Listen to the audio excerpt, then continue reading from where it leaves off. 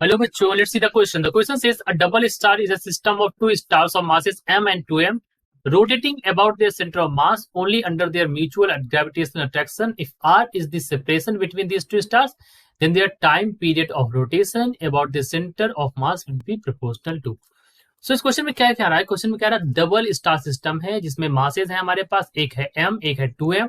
वो अपने centre of मास के अराउंड रोटेट कर रहे हैं under their mutual gravitational attraction. उनके बीच की जो दूरी है वो आर दे रखी है और हमें टाइम पीरियड के बारे में बताना कि the time period will be proportional to.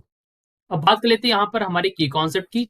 देखिए हमारा जो की कॉन्सेप्ट यहाँ पर लगेगा, दैट की कॉन्सेप्ट विल बी, अब हमने मान लिया कि यहाँ पर ये देखिए एक एम मास का स्टार है, एक यहाँ पर 2m मास का स्टार है। ठीक, अब इन स्टार्स के बीच जो डिस्टेंस है वो हमने बता रखी है क्वेश्चन में, वो दूरी है कितनी, आर दूरी है। देयरफॉर अगर मैं इसके सेंटर ऑफ मास का मान लू, कहीं सेंटर ऑफ मास जो होगा उसका, ये लाइन बना देता हूँ, सेंटर ऑफ मास मान लेता हूँ यहाँ पर लाई करेगा, तो यहाँ से यहाँ तक की दूरी कितनी है, r2 है।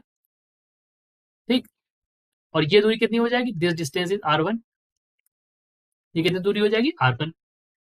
अब सेंटर ऑफ मास हमें पता है, फ्रॉम द सेंटर ऑफ मास हमें पता है m1 r1 is equal to m2 r2, तो हम यहाँ लिख सकते हैं that m r2 is equal to 2m, इसका मास 2m है और यहाँ पर डिस्टेंस है r। मास यहां से m से m कैंसिल कर दीजिए तो आपको क्या मिल जाएगा, you will get r2 is equal to 2r1। r2 is equal to क्या मिला, 2r1। ठीक है, अब आप यहां से अगर r की वैल्यू चेक करें, सो अगर आप यहां से r1 के लिए चेक करें in terms of r, so r की वैल्यू हो जाएगी r/3। कैसे आई ये वैल्यू, बिकॉज ये जो r है ये r के दोनों का सम है, therefore r1 is equal to r/3। और r2 की वैल्यू अगर आप निकालेंगे तो r2 की वैल्यू आपको मिलेगी 2r/3। ठीक है, अब यहां पर क्वेश्चन में अगर आप लाइन को ध्यान से देखें तो इन्होंने कह रखा है they are rotating about the centre of mass only under their mutual gravitational attraction. यानी कि यहाँ पर सेंटीपिटल जो फोर्स है वो ग्रेविटेशनल फोर्स के द्वारा प्रोवाइड किया जा रहा है।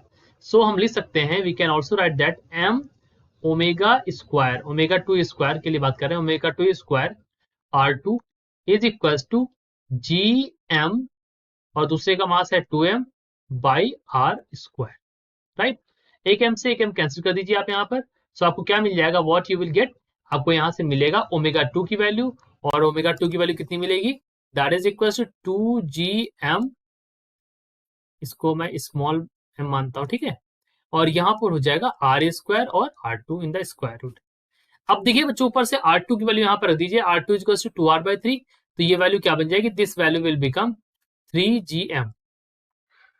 ठीक है, 3gm, और यहाँ पर हो जाएगा r³ in the square root.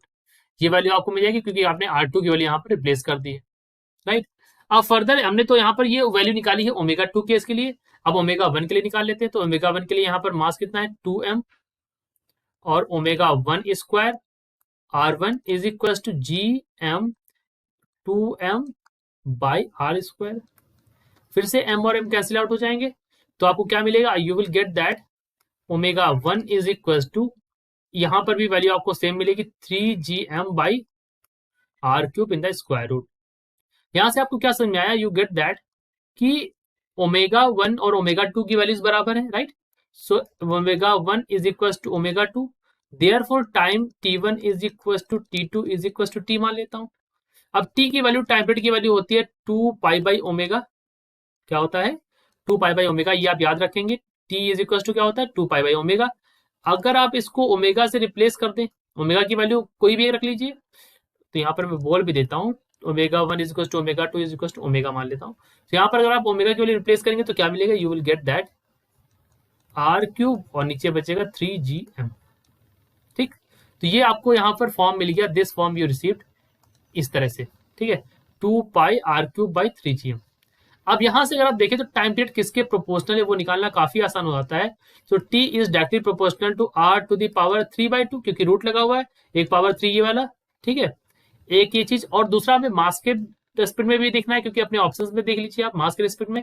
तो time is also proportional to m⁻⁻², दोनों के प्रोपोर्शनल। एक तो ये चीज भी आ गई यहाँ से, और एक ये वाला भी ऑप्शन आ गया, यानी कि यहाँ पर तो दो ऑप्शन सही हो रहे हैं।